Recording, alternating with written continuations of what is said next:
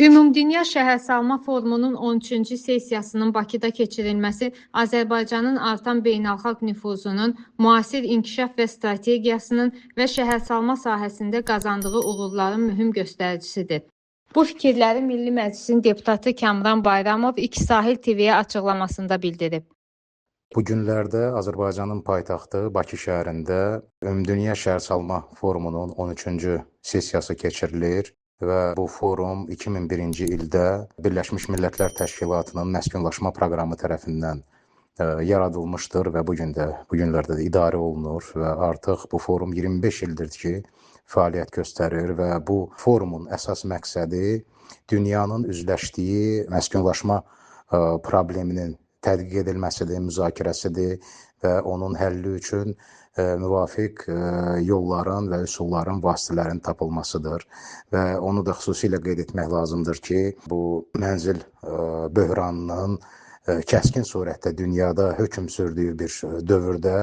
bu forumun növbəti sessiyasının məhz Bakıda keçirilməsi Azərbaycanın şəhərsalma və memarlıq sahəsində əldə etdiyi uğurların və nəticələrin açıq etirafıdır və heç bir şübhə yoxdur ki,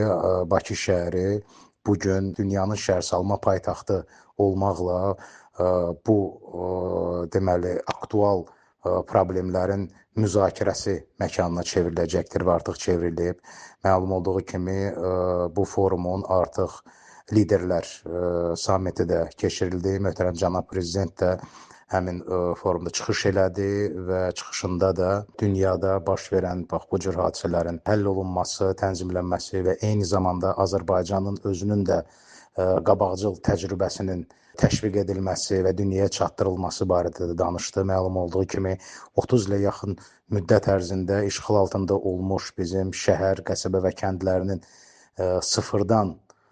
tikilməsi, yenidən qurulması, bərpası istiqamətində görülən işlər, əldə olunmuş nailiyyətlər artıq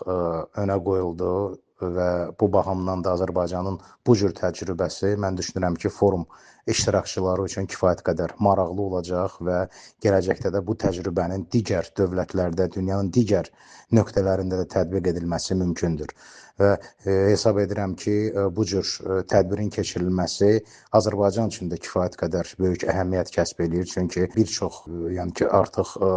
iştirakçıların sayına görə Bakıda keçirilən bu forum artıq rekordlar qırıb və bugünə qədər 40 min rəqəmini artıq aşıb və bu da hələ son rəqəm deyil.